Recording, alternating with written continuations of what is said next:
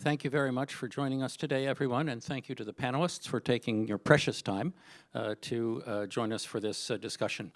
When we proposed the session a few months ago, Rui-san said, yes, we must discuss this, and it's even more important today than it was then. So we've got a lot to talk about, I'm sure. From the labor point of view, the capital point of view, the growth, we have the legal issues, we have the political issues. It's all very, very complicated. But let me start with a couple remarks from an economist's point of view, if I may. A year and a half ago, I wrote a piece about immigration in Japan, and I tried to put some numbers together, okay? Arithmetic is very important in this debate. We have a sanseito, we need a sansuto, okay? An arithmetic party, okay? Japan now has 66 million Japanese workers, okay? That number is falling by about 1% per year, and it will continue to fall by 1% per year for the next 25 years at least. That will take the labor force from 66 million to 47. Uh-oh. What are we going to do for workers? Okay, so it's 600,000 a year going down. The current net immigration into Japan of workers is about 200,000 or so a year, maybe a little more by now. So we're losing 600. We're gaining net about 200,000, 400,000 per year, okay? This is the economic background of the immigration debate, okay? Some parties have said we have too many immigrants already. Others are debating about, what is an immigrant? The political atmosphere is very charged. At one of the debates of the candidates for the LDP presidential election a couple weeks ago, 4 of the 5 candidates said that they were against immigration. What do you mean by immigration? Yes, we need some for the economy, but this is all very difficult. And it was very interesting to me that Takaichi-san, in her press conference, just after gaining the LDP presidency, did not bring up the word immigration or foreign workers, and nobody in the press asked her about it either. So we hope that maybe the pressure on the issue is coming down a little bit. We can talk about it a little more rationally.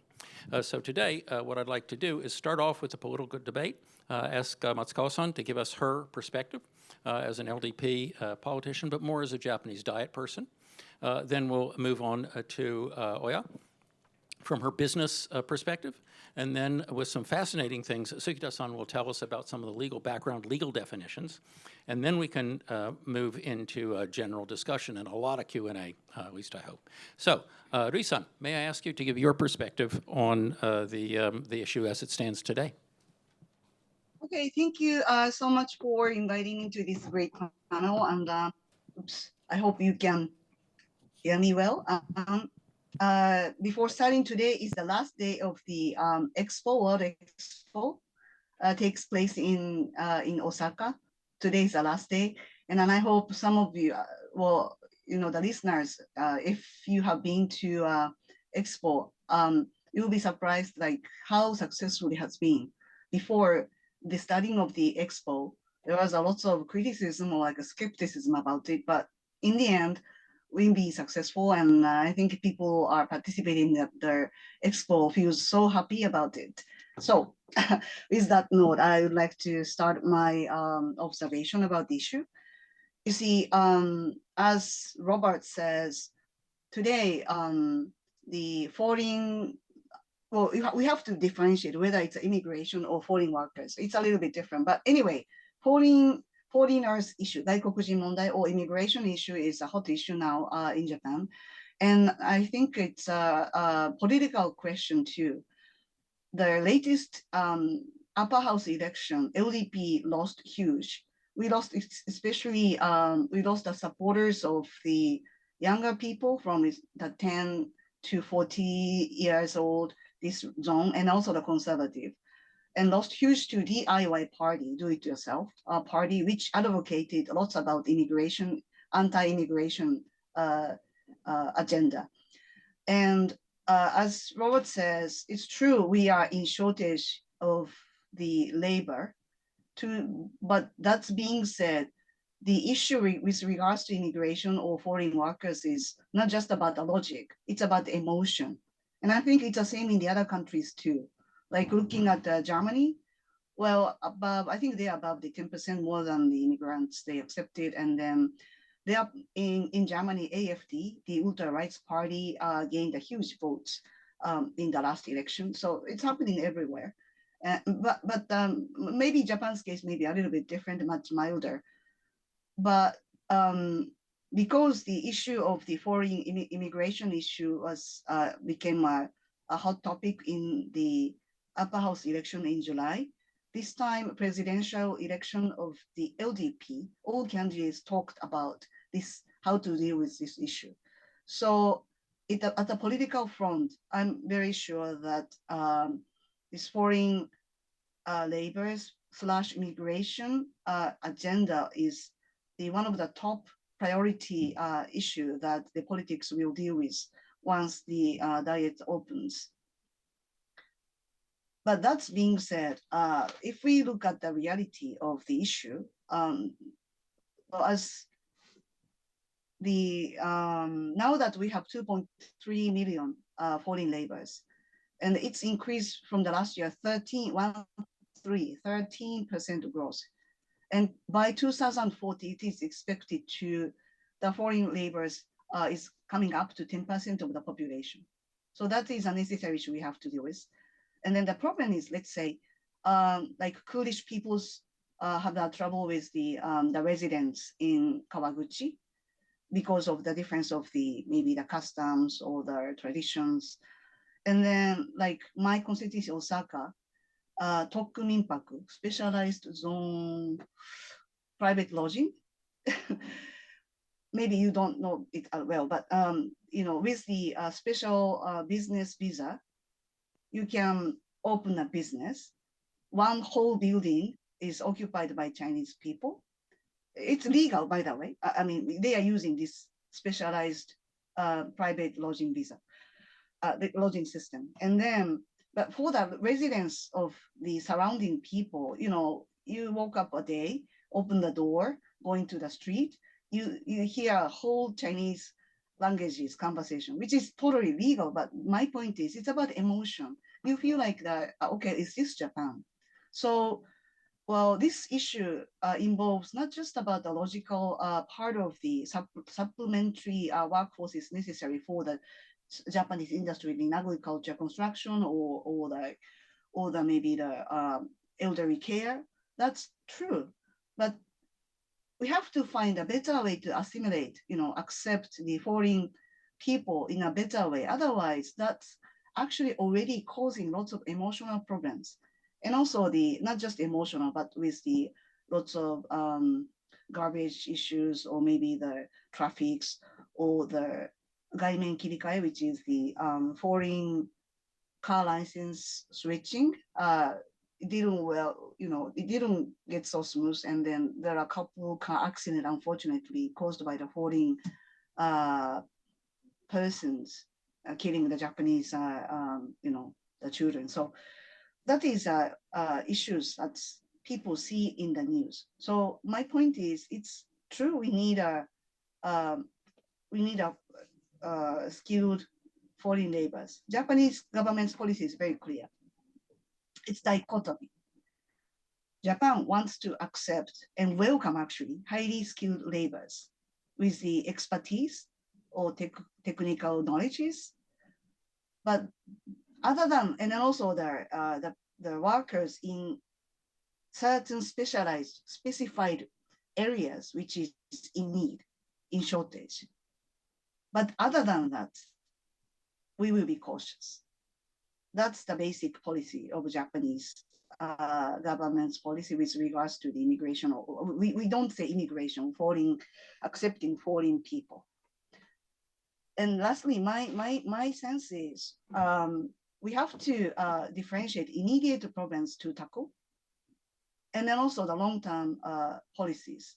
For the long-term policy, we have to, I personally do think we need to have quantitative restrictions. Looking at the other countries, like especially in Europe, Germany, France, or other countries, it's very clear that if the foreign workers or foreign immigrants surpasses 10%, usually, in lots of cases, you have a problem. So why do we have to seek a better way to accept foreign people in a much, sophisticated manner? Also, we have to think about the longer term strategy to accept these people in, qualitative manner and quantitative manner. And I just wanted to touch upon a couple of specific issues that maybe the politics needs to tackle. One is about the medical insurance that is misused by some foreign people. And then currently, it only takes 3 months to get the medical insurance by Japan. It's legal. But 3 months is maybe too short. That is a question. The secondly, I mentioned about, it's already taken the measures, is a foreign license program. I think the government's already decided to make it more strict. And then the third is about the land purchased by the foreigners. It's I think GOJ's failure. We didn't make a reservation under the GATS WTO, but for the security purposes, governments needs to be given the prerogative to restrict the foreign person's purchase of the land, or if the purchased, it should be maybe reversed in certain cases. So maybe there's other issues too, but and then the GOJ already has decided and made it very clear that we will be very strict on the illegal immigration. So far, so maybe I stop here. Okay, thanks very much. May I clarify one little thing, which is when you talked about foreign licenses, did you mean foreign driver's licenses? Car licenses. Yeah, okay. Car license. Yeah, okay. Because there was a case when my wife's hairdresser, an Australian woman, was basically, her business was shut down and she had to return to Australia because she didn't have a hairdresser's license. Hairdresser's license? Okay. Anyway, so licensing is a serious issue. Okay, very good. That's a very good summary. The distinction between the short-term and the long-term issues is important. There's an issue here of how much of these problems needs to be dealt with by legislation, how much can be dealt with by bureaucratic changes, et cetera. We'll get to that in the discussion. Next, let's move on to Oya-san. Could you tell me about your business, how it's using foreign workers, how it's addressing foreign workers, and talk about all the other wonderful things that you told me about in your email. Sure. Thank you. So very briefly about my business, we are a global online platform, an app basically where you can call interpreters, human interpreters of 153 languages on demand. If you need a Vietnamese, Japanese interpreter right now, you are able to call. And we are now actually giving the service not only to 14,000 individuals, but also many Japanese corporates when they actually support foreign nationals with their lives here. Be it like renting a house, doing like utility contracts, or opening a bank account. These are really actually places where foreign nationals are having problems with.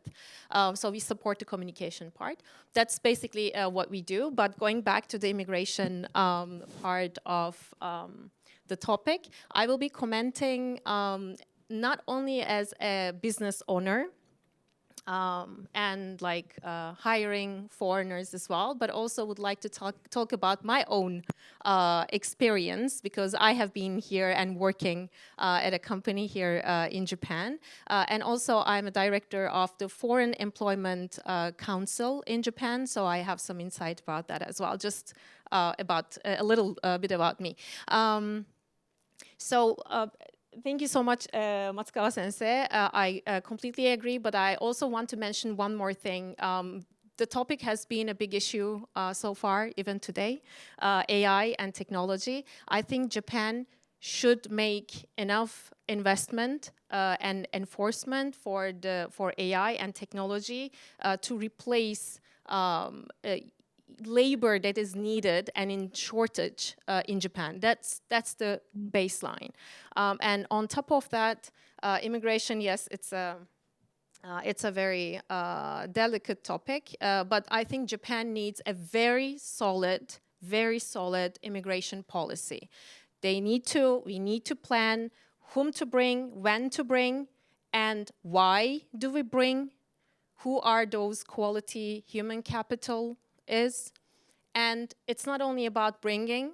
I see many cases which happens after foreigners come here. What do we do after foreigners land in Japan, and how we do this integration, and how we support both foreign nationals and Japanese society to live in a good, frictionless society. That's very important, but that's other senses topic. I won't be touching there. When we talk about business and immigration, many people actually think about immigration in terms of labor. But actually, there is one more area that is very, very important, is the immigrant entrepreneurs. We need very hungry, risk-taking, ambitious entrepreneurs here in Japan.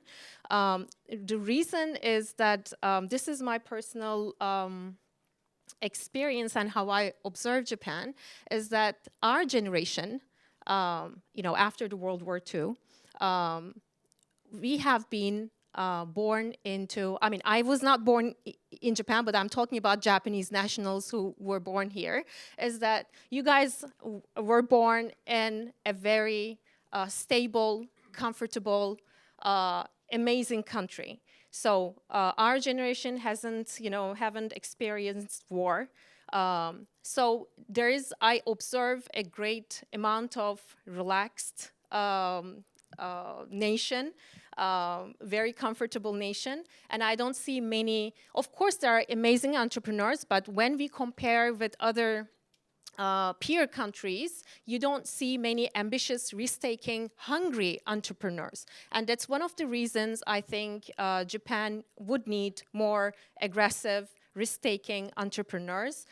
So in that sense, I think we should also think about this entrepreneurship topic, not only, labor shortages. That's one thing. Another thing, going back to the labor shortages part, there are, of course, opportunities and challenges in bringing many immigrants here. One thing that we should not also forget is that it's not only for Japan as a country, it's not only labor shortages that will be filled with foreigners, but also tax return, and also social security coverage. There are other, areas that foreigners also contribute to the Japanese economy as well, that we should not forget. However, there are many challenges, which I will be talking based on my personal hiring experience, and also my experience with the Foreigner Employment Council, is that there are mainly 3 areas where foreigners are facing, not only foreigners, companies as well, facing challenges when working in Japan.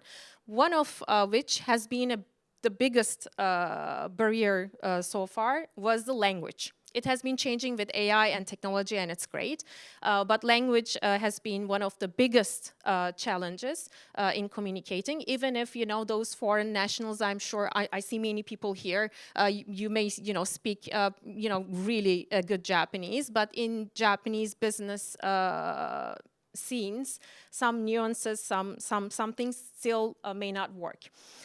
So that's number one. But again, and also I want to talk about a very interesting fact, is that the other day I figured out that Japan's English proficiency level went from 76 to 92nd in non-English speaking, among non-English speaking countries. So it's not actually improving, it's going back in terms of English proficiency. That's a sad thing to hear. But anyway, with technology, with AI, I think we are very close to solve that communication or the language issue very soon. So I'll skip that. The second, and I think the biggest hurdle, is career development. Many foreigners here, no matter how much they work and gambaru, they always feel like there's a ceiling, glass ceiling, that they cannot be, promoted in the positions that they think they deserve. career development is not planned and communicated to the foreign nationals, so they feel very insecure about the future. That's a big fact. And they are also really not really happy with non-clear communication and unclear feedback, or sometimes no feedback at all. So these are the challenges that even very high-skilled professionals face. And among my friends, many friends of mine, unfortunately, after trying hard in Japan, amazing people, they had to leave because they could not see themselves in high up positions in the future. So that's another thing. Finally, it's a cultural aspect. For instance, foreigners always complain about have to spend a lot of time in the office or at work, like long working hours versus effective or productive working hours, or seniority being valued more than performance. This is also one of the biggest issues in Japan. But anyways, these are all cultural challenges as well. I think Japan needs to overcome if Japan wants to keep good talent. I think this is kind of all for now. Thanks very much. You were mentioning some of the cultural issues is very important.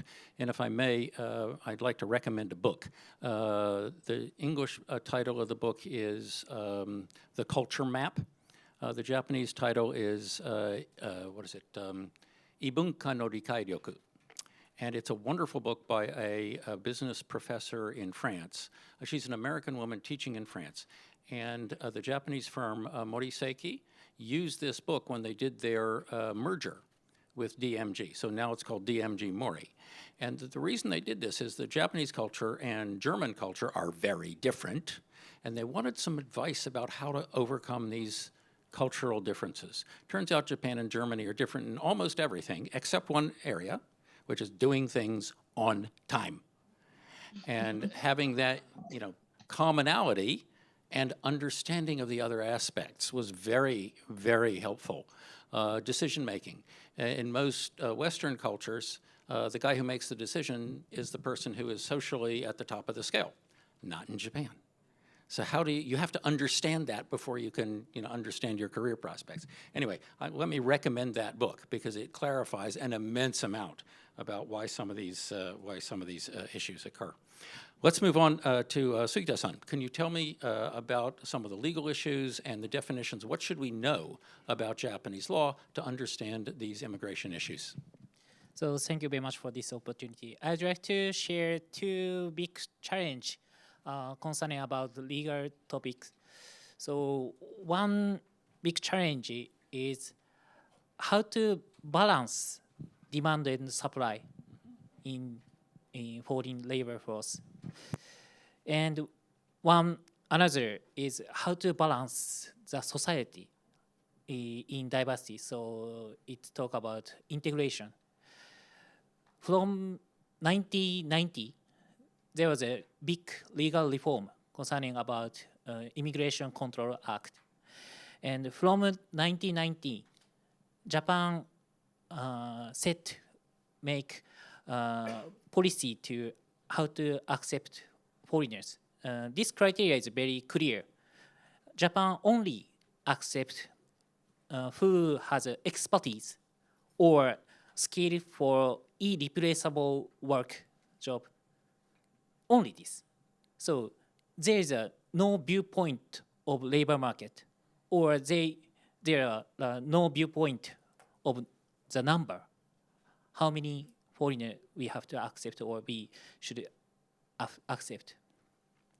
So from 1990, Japan has only criteria expertise and irreplaceable. This is not problem for in the time of 1990 because, as you know, 1990 Japan was a population increased society. So the time Japan only have to think about how to make the wall in the border. But the situation is changed. From 2008 or 2005 around, Japan became a population decreasing society. So there we face the huge necessity. So in industrial sector has a very demand for foreign workers, but there is a criteria only expertise and irreplaceable work. So we have to control the labor market via expertise and irreplaceable work. So this is one challenge from viewpoint of the legal system. And another challenge is integration. So as you know, there is in Japan there is no law for integration or basic law for how to accept and how to integrate, how to make integrated society in Japan. So Japan do not have the basic law, only Immigration Control Act.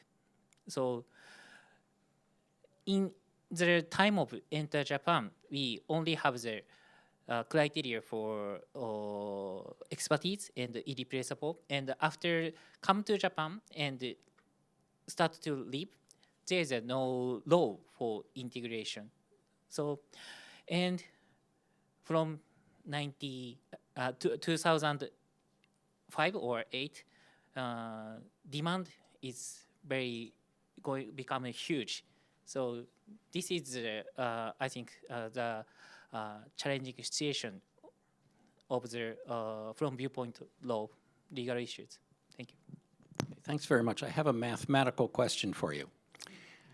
When you talk about expertise and irreplaceability, Yep. okay, is the law clear about whether this is an additive relationship or a multiplicative relationship? That is, kakizan or tashizan? Kakizan or tashizan, okay? Or, okay? yeah. So you can be either expert or irreplaceable. Yes. And either of those is okay. Let me ask then a question. My wife goes to a hairdresser place or a beauty salon where they have a young woman who's from Chile, tiny little town in Chile. What she does in Japan is do eyelash tinting and stuff like that. She has a side job selling popcorn. Okay. She works 16 hours a day, 6 days a week. Does she have expertise? Does she have irreplaceability? Well, people who work 16 hours a day, 6 days a week don't sound replaceable to me. How would a case like hers be judged in terms of those two criteria? This criteria only work for the only who get the visa for work. For work, okay. Yes. She has a work visa. She has a work visa. Work visa, yeah. Her company, the beauty salon, sponsored her for a work visa in Japan. So that's the visa she's here on. So usually, who the criteria work the white collar, and this criteria not for work the physical work. Okay. Very good. Yeah. So if you have a plumber who has expertise, how do you handle it? This is all I'm trying to say is this is a hard problem. We've got concepts, but we don't have easy applicability. So anyway, let's go. We need more lawyers, isn't that right? So no, please, no. Okay. So let me go into the next thing, and I want to ask all of our panelists what the lessons of other countries are that Japan could use to improve its system. I think Japan made an immense step forward when it introduced the points system for the permanent residents, because it's pretty straightforward. And I think Japan, as an example of excellent use of foreign experience in revising the Japanese approach. So good for Japan. They did a good job on that. What are some of the other lessons from foreign countries that you think would be helpful in helping Japan achieve this better way to assimilate that Rui-san talked about, or defining things a little bit better. Rui-san, may I start with you? What is your sense of what foreign countries have done good or bad jobs in defining immigration? Let's not talk about the United States. That's clearly a bad job. So I'm not particularly can't find a good country that can be, with the same environment with Japan, like Singapore or maybe Israel. I think they do a good job in terms of they are very strategically utilizing the foreign people in their own shaped, strategy. But that's being said, Singapore is a very small country, small population, and then you can't really compare with what Japan maybe needs or do.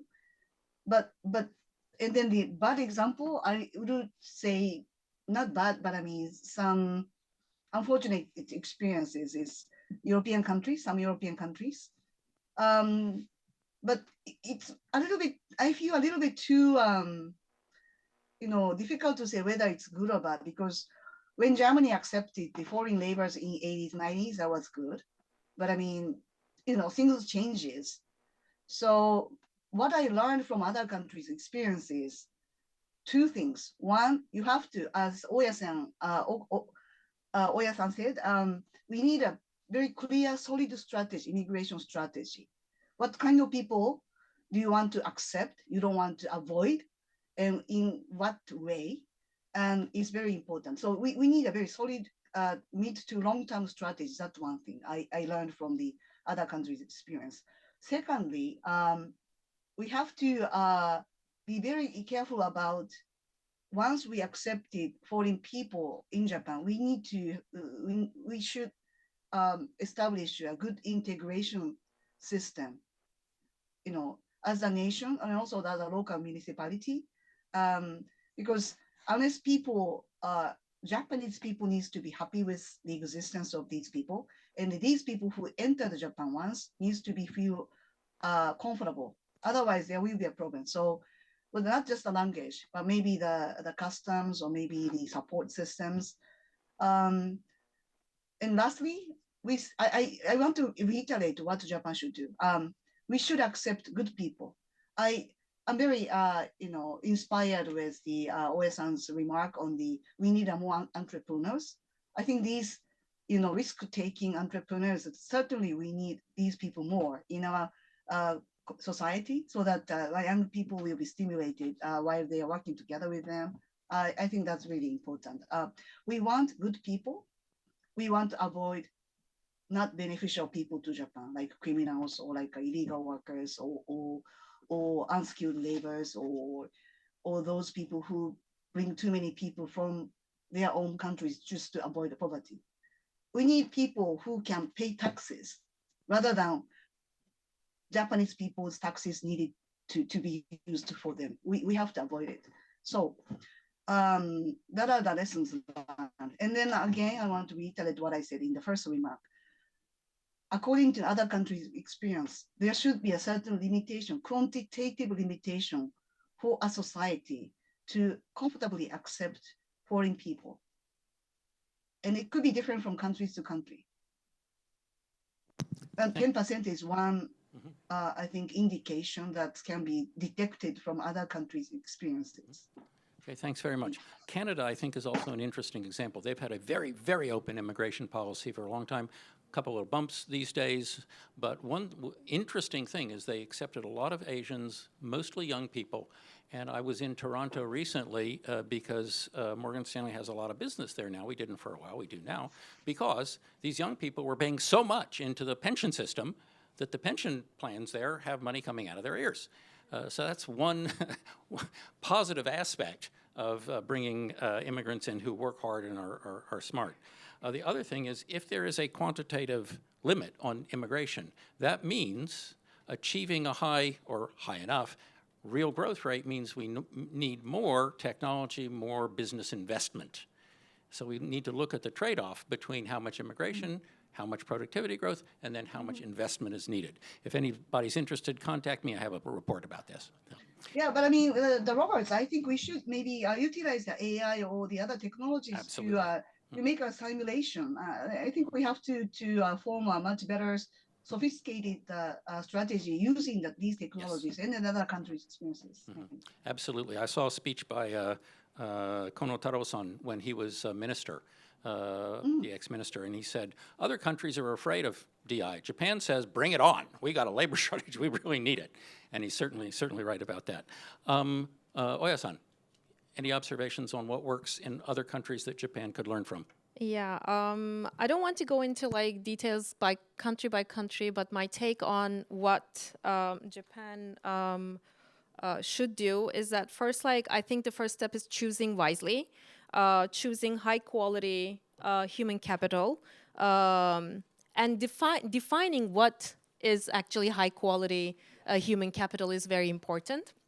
And other than that, I think this is very critical and it's very difficult to do, is to really understand the motivation why these foreigners want to come to Japan. Do they really want to live here? They love Japan. They want to work here. They want to build a life here, or do they have other purposes? And we see that trend a lot recently.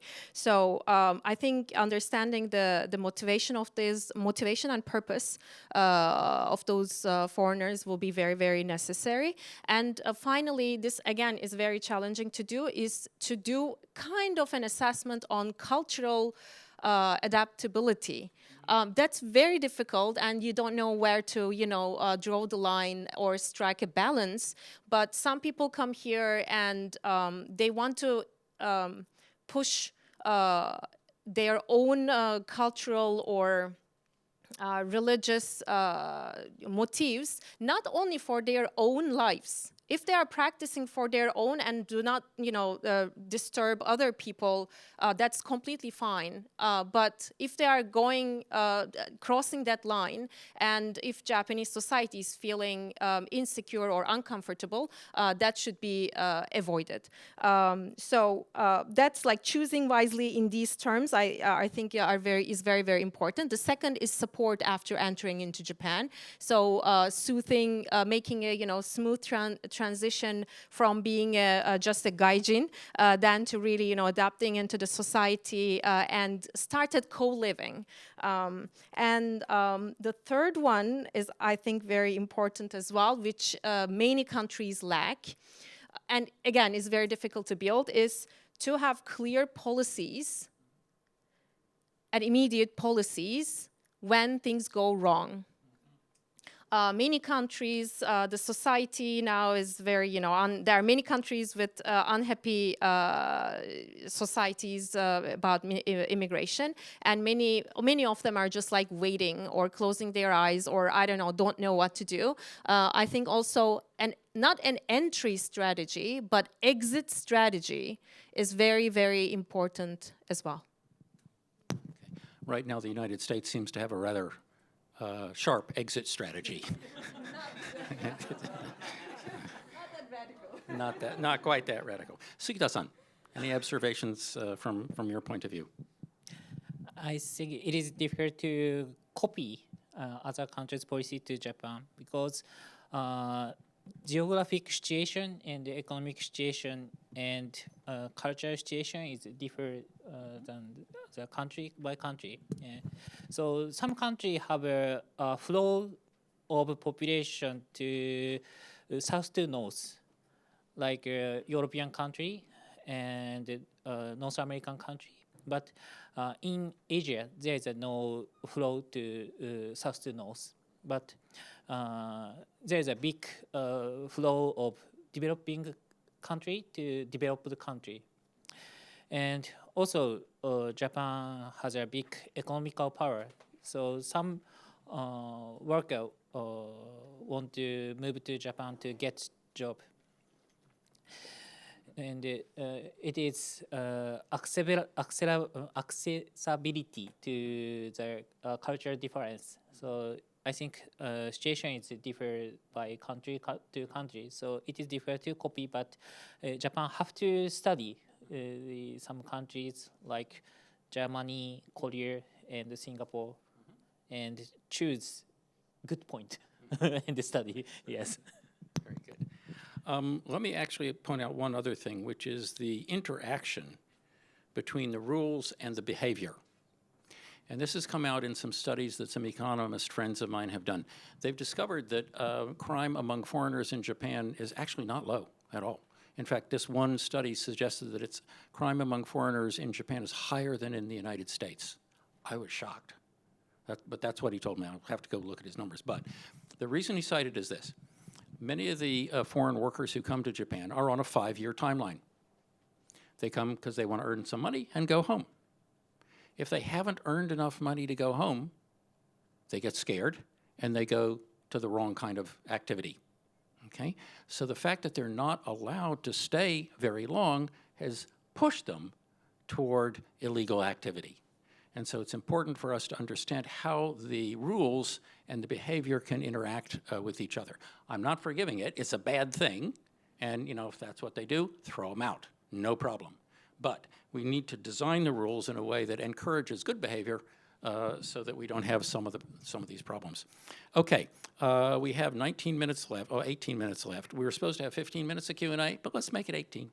I'm sure everybody has lots and lots and lots of questions. So, anybody want to be the first one? Yeah, oh my gosh, lots of first ones.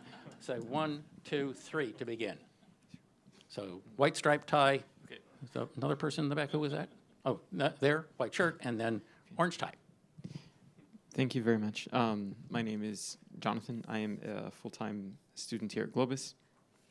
I have a question for all of you, and especially for Matsukawa Sensei. Thank you for your vision and service, firstly. But my question concerns what Japan calls shakai togo, right, or social integration. In the face of the increasing diversity coming along with this immigration matter, from a sociological standpoint, I'm particularly concerned about like the sogai, or alienation, the sense of disconnection. In contrast to this sense of disconnection that some of the foreigners feel, I know in the Japanese educational system, there's this idea of ichini no shori wa mina no shori, right? One person's success is everyone's.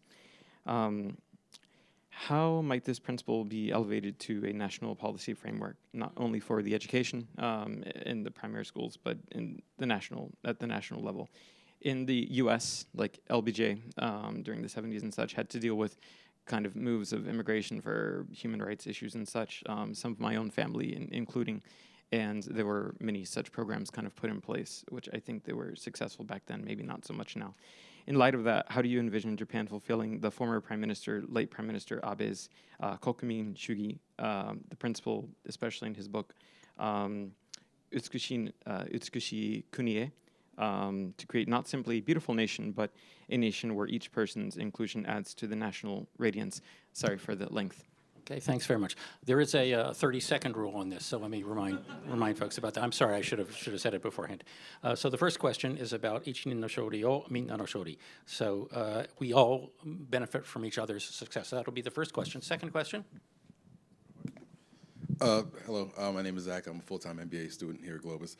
What do you think of JICA withdrawing its Africa Hometown Initiative and the protests that came from it? Do you think the backlash came from a real place? Or was it truly just poor communication and misinformation? This is JICA withdrawing what initiative? That Africa Hometown Initiative African recently? Hometown, okay. Okay, very good. Third question? Hi, I'm Jonathan from Goldman Sachs. It feels like politically you're seeing, again, the rise of the far right. It seems like laws in many, many other countries are going to become much more, let's just say, there will be a shift legally, and I'm curious in Japan as the rest of the world moves to the right potentially, like how you're going to occupy as the LDP covering if the rest of the world starts having different immigration laws than they've had for the last, couple of generations. Okay, very good. So 3 questions.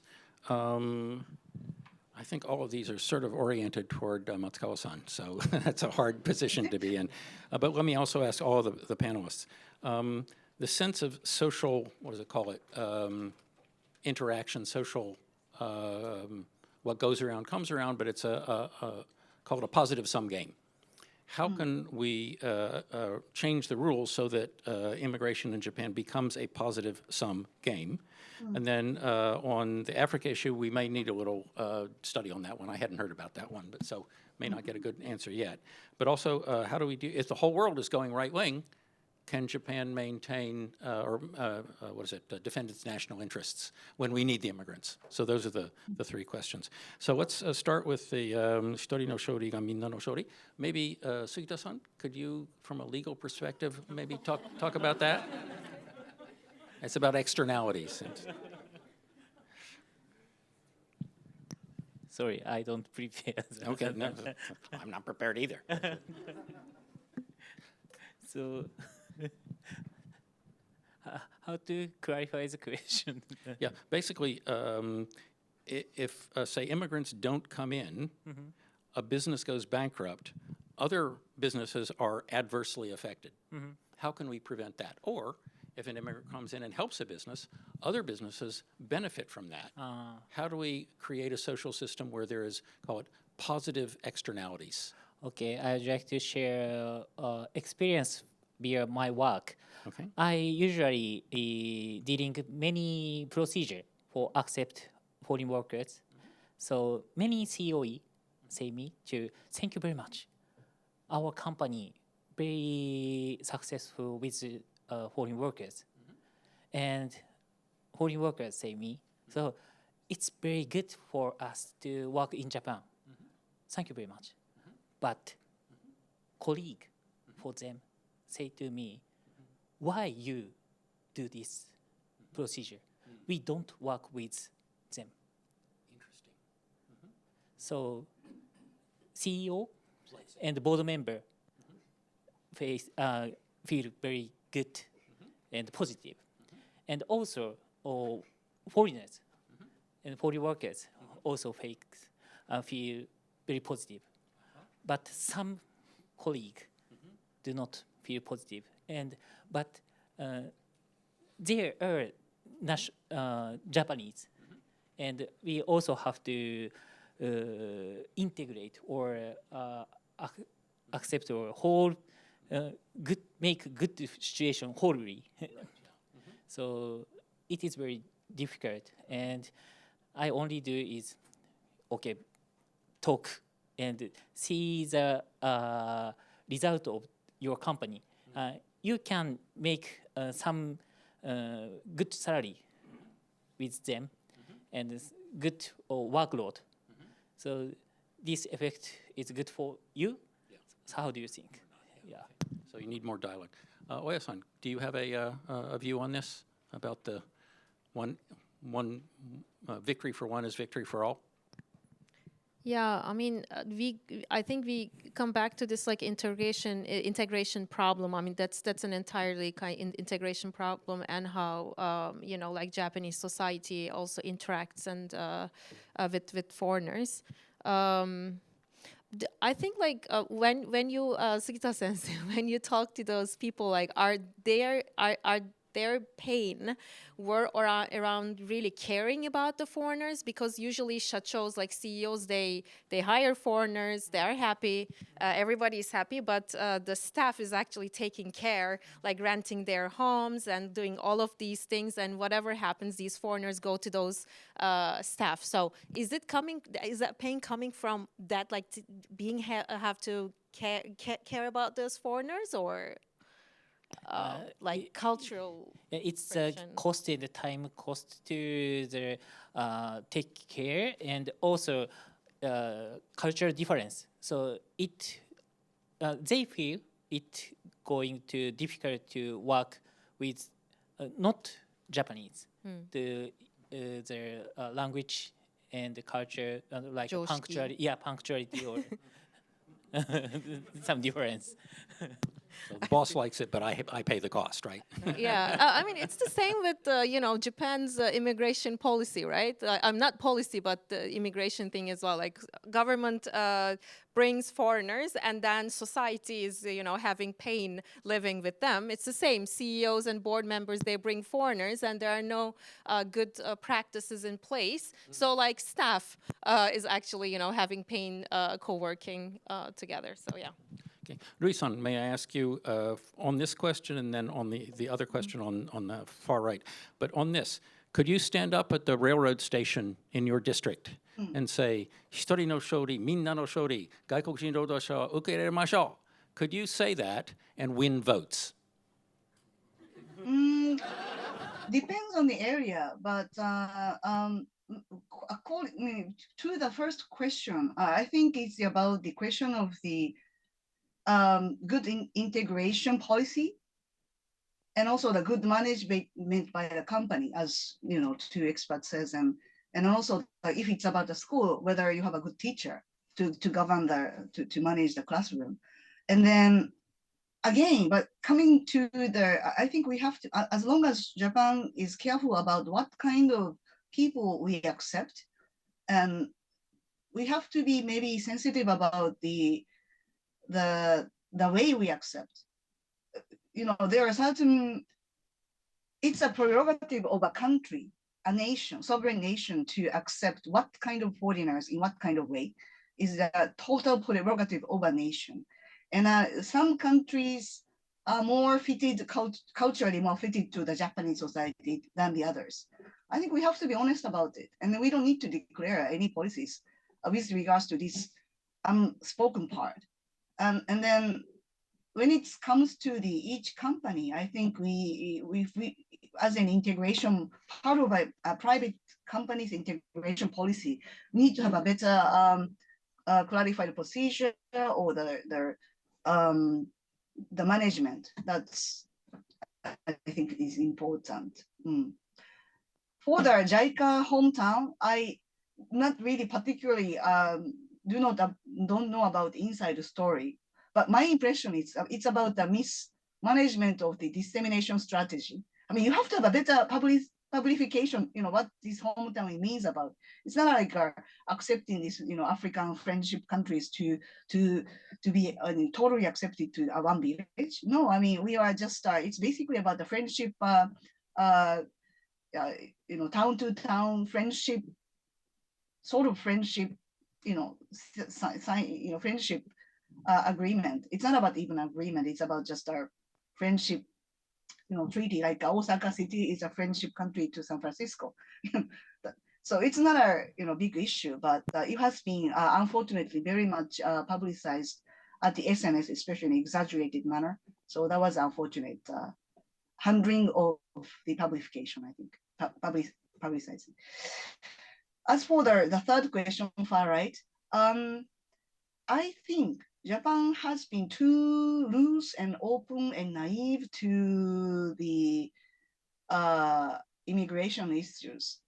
And so to me, it seems like what Japan is trying to do is formulating a solid immigration policy or you know, try to face with the problems with regards to the foreign laborers or immigration is something that we have to do. And then we're just coming back to normal compared to the other countries.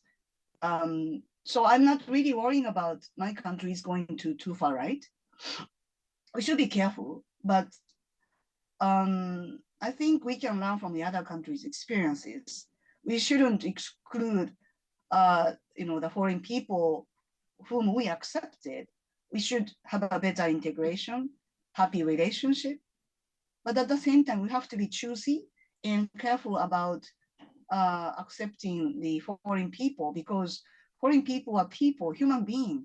And then once they're here, you know, in a longer term manner, they will maybe bring a family. And we have to think about the longer term perspective about and serious about accepting the foreign people in a responsible manner. We have to be responsible for those people whom we accept, but at the same time, we have to be responsible for our Japanese people and our society. So no, I'm not really worried about it. Oya-san, you had a comment? Yeah, just my personal view is that so far, I have been living in Japan for 20 years, half of my life. So far there was no such an issue, right? And now there are like many problems happening, and unfortunately when something happens, something bad happens, it escalates on social media a lot, so it kind of like goes viral and have a bad impact on the society. But I think if, you know, in terms of immigration, if Japan is going to go right or left or stay same, will very much be dependent on how well and how fast the Japanese government will come up with a immigration policy and how well they are going to integrate. Because if they just keep it as is, I think the society itself will go towards right. So then, you know, they also, like politicians probably will also go right. So I think it really depends on how fast and how well of a immigration policy Japan will implement very soon. I think that's also true for the United States. The failure of the U.S. Congress to deal with this issue for 30, 40 years is what's behind some of the issues that we're facing right now. And because the U.S. politicians basically wanted to use the issue for politics rather than solve it. So solving the issue is the issue rather than having opinions about it. Anyway, we have about 5 minutes left, or maybe 3 minutes left. 1, 2, let's see, in the back, 3. Very quick, 30 seconds. So we talk a lot about immigration, but I'm interested as well about the kind of anti-natalist sentiment as well. So even if we were to introduce many more immigrants, but those immigrants didn't increase the replacement rate of 2.1, then maybe that wouldn't solve the problem. So I'm kind of interested, is there a way, other than throwing money at it, to kind of solve this, let's say, anti-natalist sentiment? Okay, the birth rate. Okay, okay. Next question was where? Here, yes. And the third in the back. Yes, hello. So I wanted to ask about how the media talks about immigration. So there's a lot of like anti-foreigner sentiment, like when something happens in Japan, like a crime, the media is quick to blame foreigners about it. I want to ask, do you think this is blown out of proportion, or do you think it's justified? Thank you. Mm-hmm. And in the back. So question to Oya-san. So I'm helping the restoration of Buddhist temples in Bhutan for these 10 years. And the education in Bhutan is all in English. But because of that, so within the pandemic time, some 20, 30 people left Bhutan to English-speaking countries like Australia, New Zealand, and most of them are teachers, doctors, and nurses. But thanks to the poor education in Japan, Japan is not facing these problems so far. So, but in the near future, if we offer better education, English education, and technology will change. So, how should we do if we do not want to follow the Bhutanese case? Okay, so birth rate, media, and emigration. Okay, okay, those 3 issues. Any comments from the panel? Birth rate issues and foreigners? Yeah, Oya-san? If I can start with the final question. Mm-hmm. That's a very good point, but I think Japan as a country has such a strong soft power and such an amazing country that brain, do you call it like brain loss?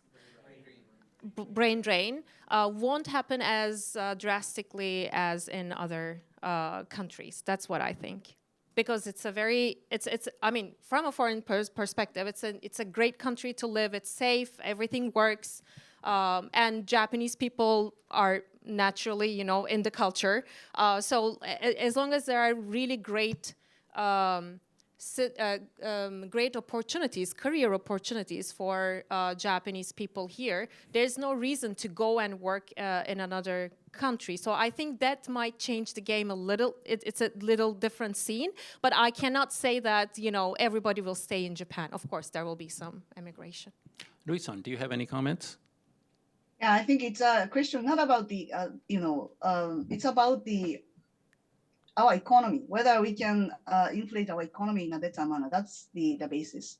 Mm-hmm. As the Oya-san says, I think Japanese people are very happy and comfortable in our society, in our culture. People usually want to die in tatami at the last moment, although we don't use tatami anymore, but this is an expression we use. But that's being said, there are many young people who want to work in Australia, because even just a coffee shop, waitress can earn a lot.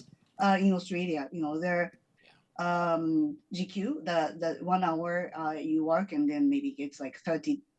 So, well, my point is whether we can, we can develop and inflate our economy in a better manner is a question. Yeah, and we have to work on that. Okay, thanks for the vote of confidence in economics. Great. Will immigration impact the birth rate in Japan? Any I any? don't think so. No? Okay. Hasn't worked anywhere else. Birth rate. Could I? Yeah, please. As for the birth rate, Japanese birth rate is getting, lower and lower. Now it's 1.29, but I think it could get lower. So, well, that's the backgrounds that we need more foreign laborers in certain areas. Then also it depends on what kind of, again, the question is coming to the question is what kind of people you accept. Do you accept the people from the country where like 10 children are usual, or maybe 5 or 3 or 1? I think it's the question that we have to really ask in formulating our immigration strategy. Okay, thanks very much. The iPad is flashing in big red letters at me. Time is up. So unfortunately, we have to stop. So Rui-san, thank you so much, and happy end of Expo Day to everybody in Osaka. And thank you, Oya-san and Shohei-san, for your participation, and thank you everyone for joining us.